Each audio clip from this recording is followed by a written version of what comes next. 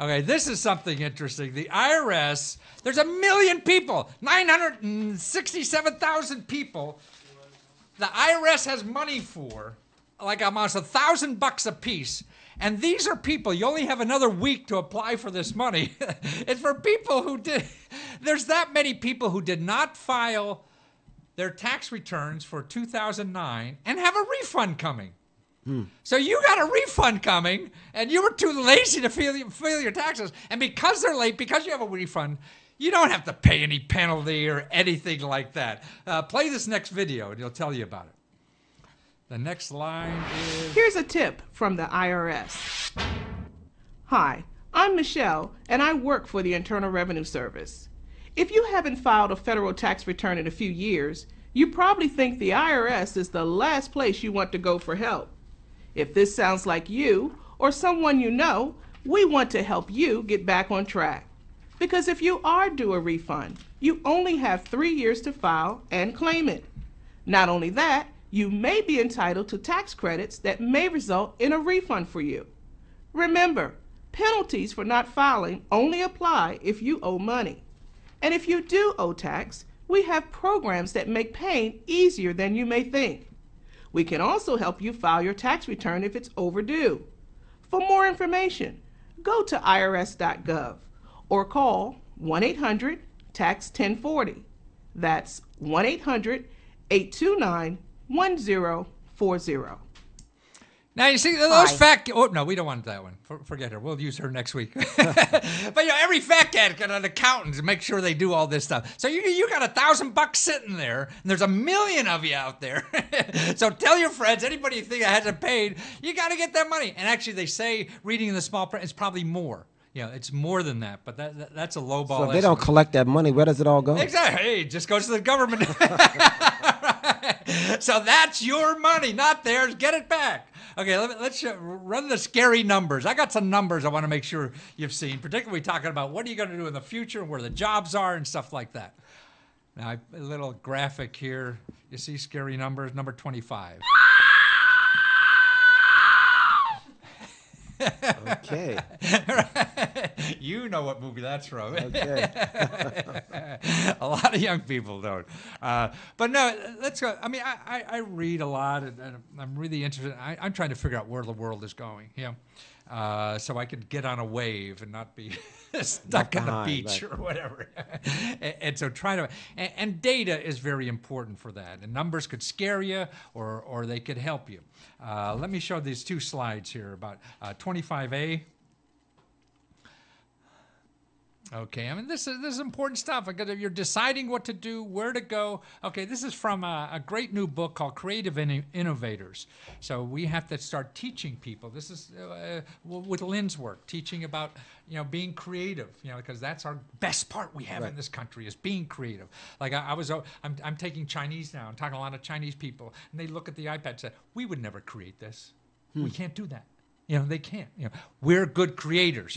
So that's why. Now here's some from this book. A couple of quotes here. There's no such thing anymore as a high-wage, middle-skilled job anymore. Only high-wage, high-skilled jobs. Now I grew up in the 50s. I guess you in the 60s. But boy, with a high school diploma, you could go and work in a factory, and you were making a lot more money than I was with a college degree. So those high-wage, middle-skilled jobs aren't there anymore, and they're only high-wage, high-skilled jobs. Every middle-class job today is either being pulled up, out, or down faster than ever. So middle-class jobs of the past are disappearing, that we used to rely on. It either requires more skill, or can be done by more people around the world, or is made obsolete faster than ever. So you got to be creative. You have to get not only skills, but you have to learn that creativity. And this is what Lynn's Place does to help kids do that, because you got to go somewhere and find out how you can make whatever you're doing a hell of a lot better than anybody else can. Okay, here's another op-ed piece I read the other day that had some great data in it. Where are we going as a nation? Where are the jobs going? Okay, get the next slide, 25B. Okay. the stuff. I mean, we all know things are changing. Old guys like us know things are changing more than young people. Right. Because it's just normal to them. That's right. But it's changing. So, I mean, this article I've been reading, it's from Jeffrey Sachs, who's a big egghead in Columbia University, a lot of books and all this kind of stuff. But he identifies that the disruptive forces in our society has been the rapidly evolving information technology. This is what Lynn's into now, trying to teach kids this, or the kids are trying to teach him, either That's way. right. Globalization and the environmental stresses in our society are rapidly reshaping jobs in America. Okay, since 2008, this is the important thing, 3.1 million new jobs were created for college graduate. Okay, so for 2008, we created 3 million jobs for college graduates, but 4 million jobs disappeared for high school graduates. So Very that's right. interesting numbers. Yeah, yeah, that's, I mean, numbers. And I see why they're scary yeah, numbers. Right. I mean, you feel that around you, but when Yeah. you see a number that sort of smacks you in the eyes, you know, go back on us. We gotta go back on us. Back on us. Oh, back on. We want to show our pretty faces before we leave here, okay? Well, man, it's been a delightful. That's been my pleasure. Time My with pleasure. you. And I've learned something today. What'd you learn? how to be Kickstarter, more organized. What's that? crowdfunding, Oh, Kickstarter, yeah. I mean, documentaries. I think something. Yeah, that's very documentaries powerful. Is good stuff. Yeah. I thought you had to deal with a niche market, but I think what he had to do, though, he had to market to his niche market to get them to come to Kickstarter. Absolutely. That's the key. Right.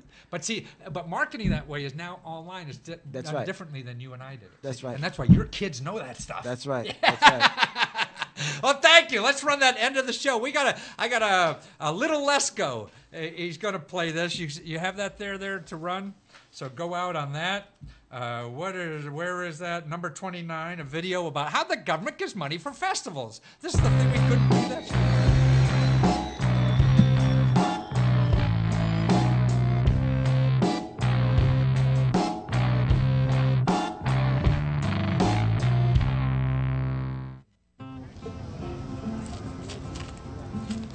Hey everybody, I'm Little Lesko, and I love hanging out in parks.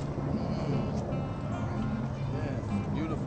You know, parks offer a lot of cool free things for people. You got trees, you got grass, you got walking paths, free area to hang out.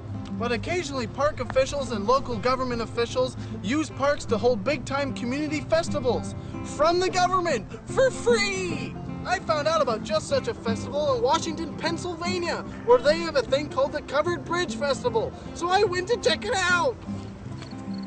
In Washington County parks, we have three what we call traditional parks, and they represent about 6,000 acres of land in the county.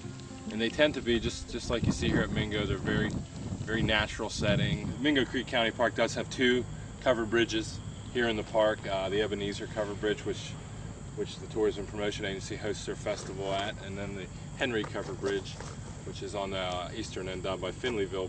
The festival, the idea of the festival was first started as a joint idea for the tourism agency, from the county commissioners, and from the Parks Department, as not only a community activity, but it was at one time the primary fundraiser for the Tourism Promotion Agency before the hotel tax was enacted.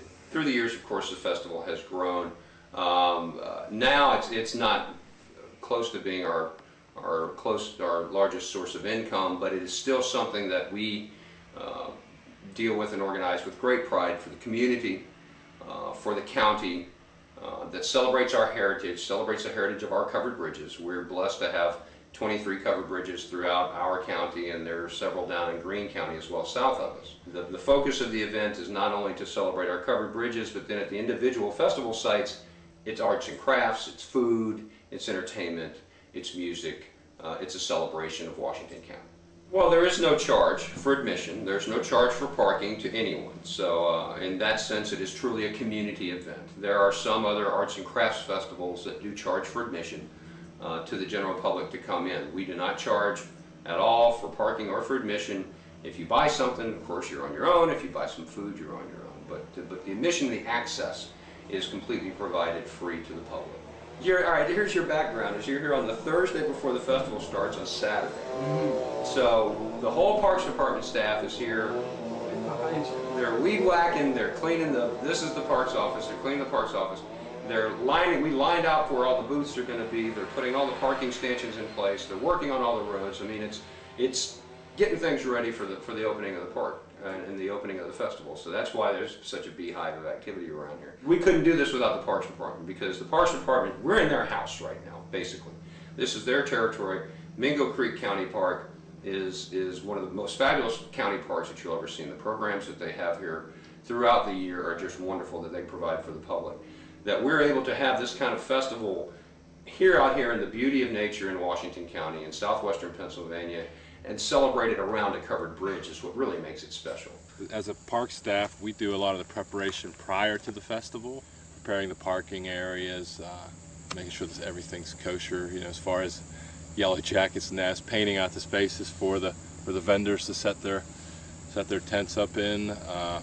And during the festival, we assist with parking. Washington County also provides the law enforcement officials and traffic control throughout the park. The Parks Department coordinates the site. We coordinate who comes into what arts and crafts vendors come in, what food vendors come in, what bands are here. We make out the schedules. We do all the coordinating from that side, plus we also market the festival as well. And we are responsible, we coordinate, put on the festival only here for the Ebenezer Bridge site here in Mingo Creek County Park.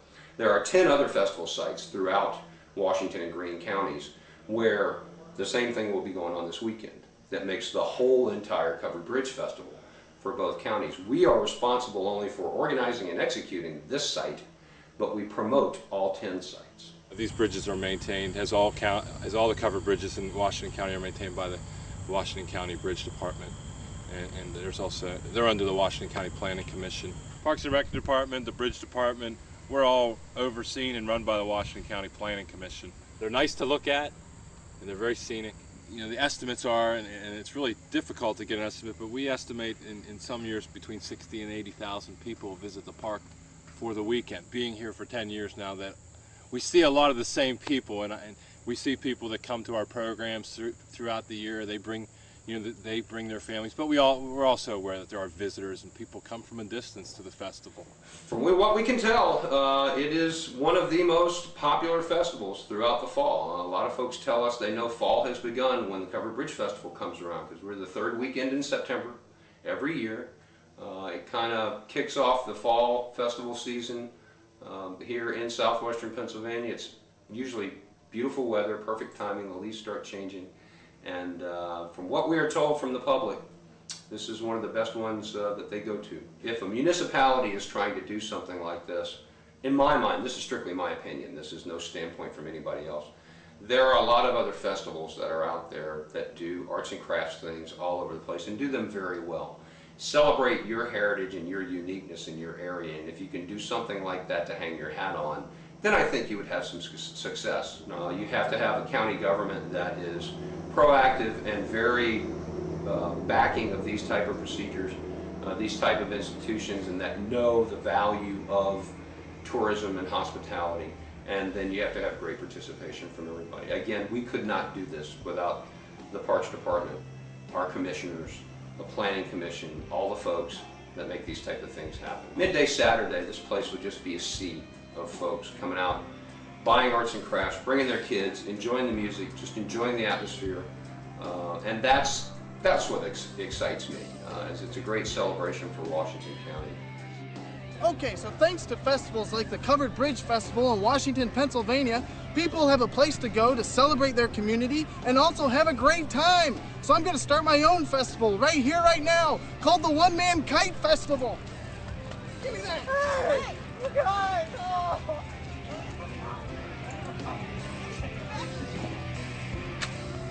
For free!